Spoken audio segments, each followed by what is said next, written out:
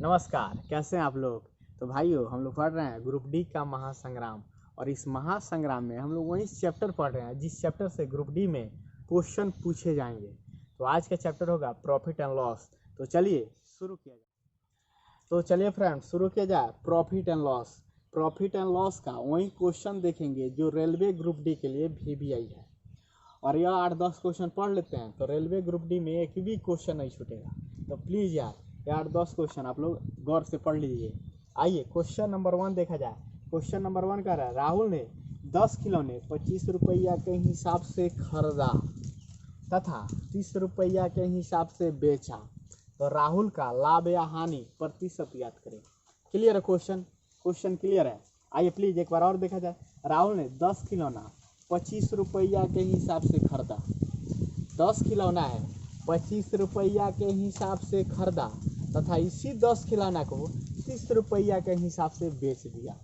तो कहा राहुल का लाभ या हानि याद करें। क्लियर है कि नहीं? क्वेश्चन क्लियर है ना? यानी 10 सामान है, यानी 10 खिलौना है, 25 रुपये के हिसाब से वह खरीद के लाया है। नहीं, 25 रुपये के हिसाब से खरीद के लाया है और ये मेला में ले गया और इस 10 खिलौना क्या किया, 30 रुपये के हिसाब से बेच दिया। तो कहा राहुल का लाभ या हानि प्रतिशत याद करें। कितना आसान है, आइए प्लीज देखा जाए। यहाँ देखिए, राहुल 10 खिलौने 25 रुपया के हिसाब से खरीदा ना, तो क्रयमूल्य निकालते हैं, यानी सीपी। देखिए 10 खिलौना 25 रुपया के हिसाब से खरीदा तो सीपी यानी क्रयमूल्य हो गया 10 गुने 25। 10 गुने 25 यानी 250 रुपये। फिर आए क्वेश्चन का, तथा इसी 10 खिलौना को 30 रुपया के हिसाब से बेच दिया। सेलिंग प्राइस यानी विक्रयमूल्य निकालते हैं, यानी विक्रयमूल्य हो गया। देखिए इसी 10 खिलौना को 30 रुपया के हिसाब से बेचा तो 10 गुने 30 ना, यानी 300 रुपया, यानी विक्रयमूल्य हो गया 300 रुपया।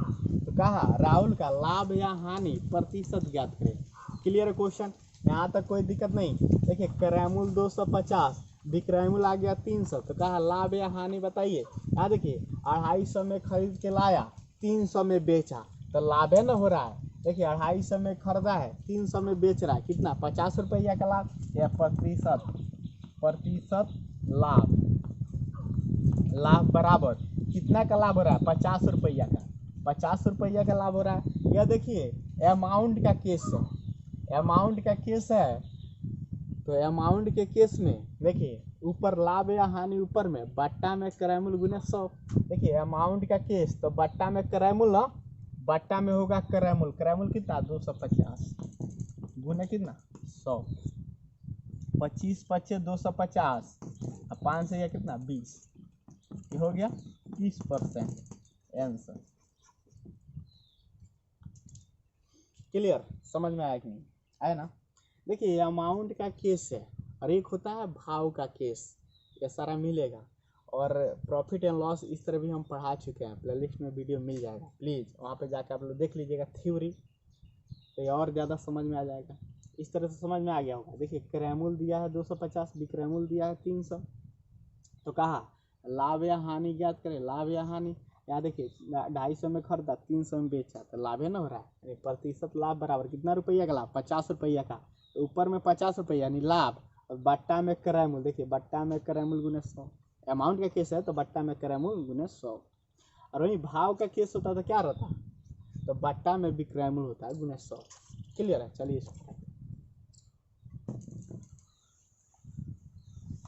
चलिए अगला क्वेश्चन देखा जाए। यह भी ग्रुप डी के लिए बहुत भी आई है, प्लीज इसको भी गौर से आप लोग पढ़िएगा। आइए, कुछ वस्तु है 5 रुपया में 6 के हिसाब से खरीदा तथा 6 रुपया में 5 के हिसाब से बेचा, तो लाभ क्या होगा, लाभ बताइए।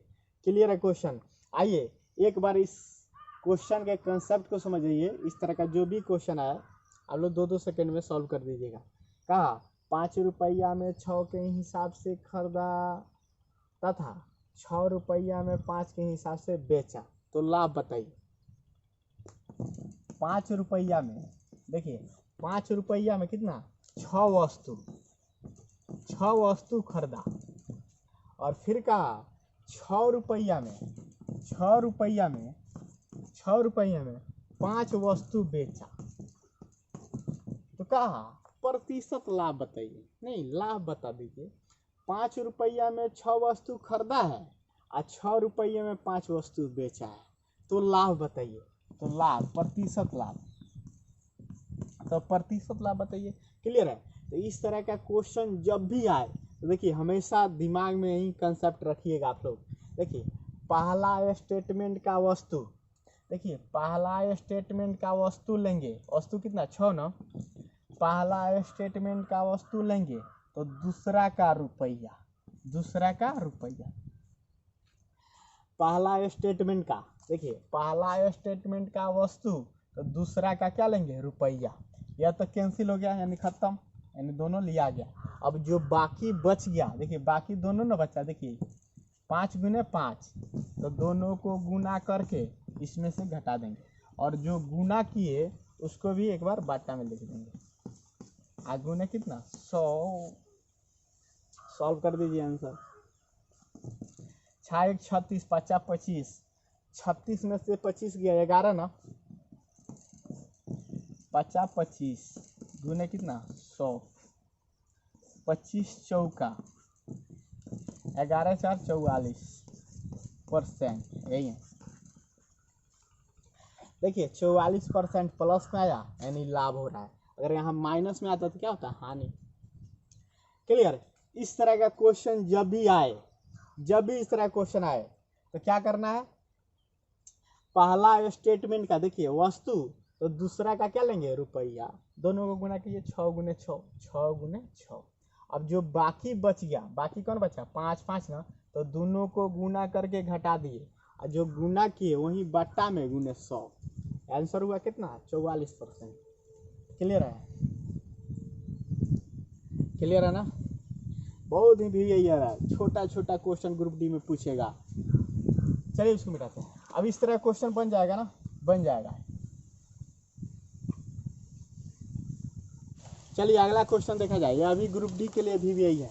चलिए जाइए देखिए, मंगलू एक साइकिल 1250 रुपया में खरीदा, 1250 रुपया में खरीदा, कितना में बेचे कि उससे उस साइकिल पर 10% का लाभ। क्वेश्चन क्लियर है। देखिए जो मंगलू है, मंगलू 1250 रुपये में साइकिल खरीदा है, यानी क्रैमू सीपी हो गया कितना 1250। देखिए 1250 रुपये में खरीदा है, कर है। अब उस साइकिल को कितना में बेचे, कितना में बेचे कि 10% का लाभ हो, यानी ST बराबर हुआ क्रैमूल दिया, विक्रैमूल पूछ रहा है। 1250 रुपया में खरीदा, अब कितना में बेच दे कि 10% का लाभ हो, 10% का लाभ हो। अब इस तरह का सवाल जब भी आए, देखिए क्रैमूल इतना दिया, विक्रैमूल पूछ रहा है नहीं, यानी इतना रुपया में खरीदे, अब कितना रुपया में बेच दे कि 10% का लाभ हो। तो इस तरह का क्वेश्चन जब भी आए तो देखिए, तो क्रैमूल में 10% के होल वैल्यू का सीधा गुना तो विक्रैमूल, और जब विक्रैमूल दिया रहता, क्रैमूल पूछता, तो विक्रैमूल में जो भी 10% रहे 20% उसका होल वैल्यू का उल्टा गुना करेंगे तो क्रैमूल। इस तरह ना, इस तरह के क्वेश्चन का यही कंसेप्ट है।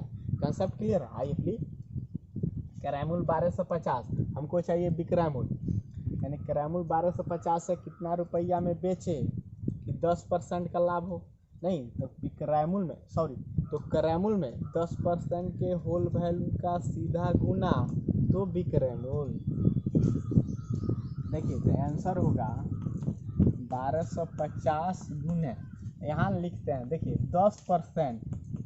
10% का होल वैल्यू, देखिए तो 10/100 ना, ये निकालते हैं। देखिए जी 1/10, तो होल वैल्यू कैसे निकालेंगे, नीचे वाला को जोड़कर ऊपर में, नीचे ज्यों करते हैं 10 1 11, यहाँ लिखते हैं होल वैल्यू 10 1 11 बटा कितना 10, ये जो आया होल वैल्यू है, होल वैल्यू 10% का होल वैल्यू कितना है 11/10।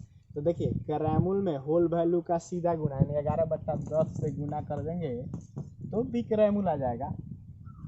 1 0 से 1 0 कैंसिल, 125 गुने 11 कितना 1375 रुपया। समझ में आया कि नहीं? ये भी बहुत VVI है ग्रुप डी के लिए। यहाँ देखिए कैरामुल दिया, विक्रैमुल पूछ रहा है। कैरामुल देखिए 1250 रुपया खरीदा, अब कितना रुपया में बेचे कि 10% का लाभ हो।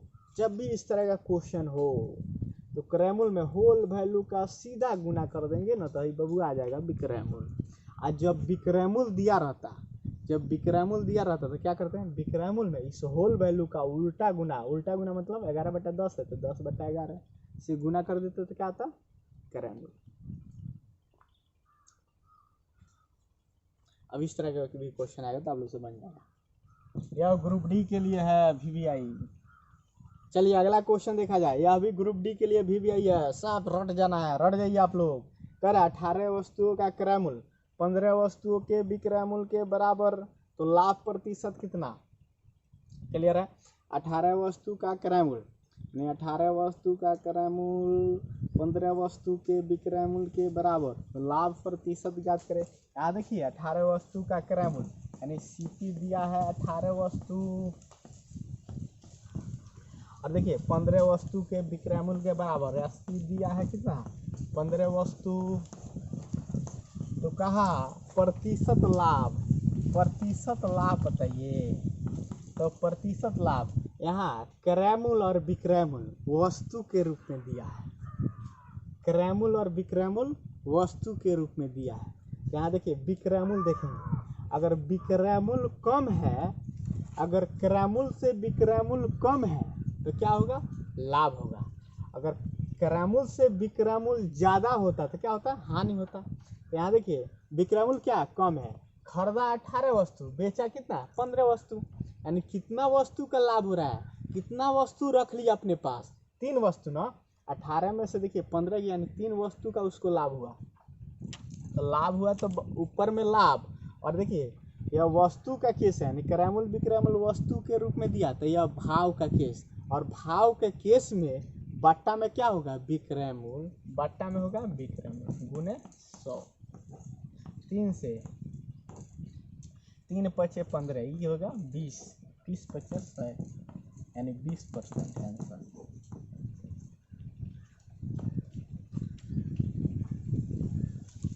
क्लियर, समझ में आया कि नहीं आया ना? एक बार और, खरीदा 18 वस्तु, बेचा कितना 15 वस्तु, तो कहा प्रतिशत लाभ बताइए। प्रतिशत लाभ देखिए यहाँ कैरामुल विक्रैमुल वस्तु के रूप में दिया, तो वस्तु के रूप में दिया तो यह भाव का केस हुआ ना, भाव का केस, और भाव के केस में लाभ हुआ तो ऊपर में, और बट्टा में क्या होगा विक्रैमुल गुने 100। कितना वस्तु का लाभ हो रहा है, 3 वस्तु का, तो बट्टा में क्या होगा विक्रैमुल, भाव का केस है तो बट्टा में विक्रैमुल गुने 100, आंसर हुआ कितना 20%। वहीं अगर अमाउंट का केस होता है, अमाउंट के केस में क्या करते हैं, लाभ हुआ चाहे हानि ऊपर में, बट्टा में क्या कैरामुल गुने 100। बस यही 2 कंसेप्ट है, भाव का केस अमाउंट का केस। चलिए आइए प्लीज, आइए इस पर एक और क्वेश्चन देखा जाएगा। 40 वस्तुओं का लागत मूल्य 25 वस्तुओं के बिक्री मूल्य के बराबर, 40 वस्तुओं का लागत मूल्य 25 वस्तु के बिक्री मूल्य के बराबर, तो प्रतिशत लाभ बताइए। प्रतिशत लाभ क्लियर है? 40 वस्तु का लागत मूल्य यानी कैरामुल, CP हो गया कितना 40 वस्तु, कहा 25 वस्तु के बिक्री मूल्य के बराबर, बिक्री मूल्य यानी 80 हो गया कितना 25 वस्तु। या कैरामुल विक्रैमुल वस्तु के रूप में दिया, वस्तु के रूप में दिया तो प्रतिशत लाभ पूछ रहा है ना, देखिए तो प्रतिशत लाभ बराबर हो जाएगा, प्रतिशत लाभ बराबर, यहाँ देखिए 40 वस्तु खरीदा है, 25 वस्तु बेचा है, यानी कैरामुल से विक्रैमुल कम है तो लाभ है ना होगा। कई वस्तु का लाभ, 40 वस्तु खरीदा है, 25 वस्तु बेचा, तो कितना वस्तु अपने पास रखा, 40 में से 25 गया कितना 15 वस्तु ना। देखिए 15 वस्तु का लाभ हुआ, 15 वस्तु का लाभ हुआ, और यह है भाव का केस। यहाँ कैरामुल विक्रैमुल वस्तु के रूप में दिया, यह है भाव का केस, और भाव के केस में ऊपर लाभ और बट्टा में क्या होगा विक्रैमुल गुने 100। विक्रैमुल है कितना 25 ना गुने 100। 25 चौका 15 चौका 60, यही है। क्लियर, समझ में आया? समझ में आएगी? आ गया। वस्तु का केस है तो बट्टा में हमेशा विक्रय मूल्य, अगर अमाउंट का केस होता है तो बट्टा में हमेशा क्रय मूल्य। चलिए अगला क्वेश्चन देखा जाए प्लीज। क्या है? यदि 15 मेजों का क्रय मूल्य 20 मेजों के विक्रय मूल्य के बराबर तो हानि प्रतिशत ज्ञात करें। ये भी क्वेश्चन सेम है ना। देखिए 15 मेजों का क्रय मूल्य यानी सीपी दिया 15 मेज, क्या है 15 मेज, 20 मेजों के विक्रय मूल्य के बराबर, एसपी दिया कितना 20 मेज, तो कहा तो हानि प्रतिशत बताइए। हानि प्रतिशत यहाँ क्रय मूल्य विक्रय मूल्य वस्तु के रूप में दिया कि ना, वस्तु के रूप में दिया है ना, यहाँ मेज है तो वस्तु के रूप में दिया। ये देखिए प्रतिशत हानि, तो प्रतिशत हानि हो जाएगा यहाँ क्रय मूल्य से अगर विक्रय मूल्य ज्यादा हो, खरीदा 15 बेचा 20 यानी हानि ही न होगा। क्रय मूल्य से विक्रय मूल्य ज्यादा है तो जाहिर सी बात है हानि होगा। अगर क्रय मूल्य से विक्रय मूल्य कम होता तो क्या होता, लाभ होता। तो देखिए यहाँ क्रय मूल्य से विक्रय मूल्य ज्यादा तो हानि ही होगा, हानि ही पूछ रहा है, हानि होगा। देखिए कितना वस्तु का हानि होगा, 5 वस्तु का हानि होगा ना। देखिए खरीदा 15 बेचा 20 यानी 5 वस्तु का हानि होगा। और बट्टा में या भाव का केस हुआ, क्रय मूल्य विक्रय मूल्य वस्तु के रूप में तो भाव का केस, और भाव के केस में बट्टा में विक्रय मूल्य गुने 100, 20 बच्चे 100 बच्चा 25, यही आंसर बच्चा 25%। क्लियर। अब इस तरह क्वेश्चन आएगा तो 2-2 सेकेंड में उड़ा दीजिएगा। चलिए सुनते हैं। चलिए फ्रेंड्स हम यहीं तक रहने देते हैं, वीडियो बड़ा हो जाएगा। और एक वीडियो में और 10 से 12 मिनट का एक और वीडियो होगा, उसमें भी 2-4 क्वेश्चन और बता देंगे तो आपका ग्रुप डी का क्लियर हो जाएगा। प्रॉफिट एंड लॉस से एक भी क्वेश्चन नहीं छूटेगा। तो हम लोग पढ़ लिए 4 चैप्टर। शुरू में पढ़ते सिंपल इंटरेस्ट, उसके बाद पढ़े थे सिलोजिज्म, ब्लड रिलेशन, अब पढ़े प्रॉफिट एंड लॉस। इसी तरह ग्रुप डी का हम लोग सारा चैप्टर देख जाएंगे। अब एग्जाम होने वाला है मई में, अप्रैल में नहीं होगा। ग्रुप डी का एग्जाम गया मई में। क्लियर। बस इस तरह आप लोग पढ़ते रहिए, रेगुलर सेट मारिए। चलिए फिर मिलता है नेक्स्ट वीडियो में। बहुत बहुत धन्यवाद।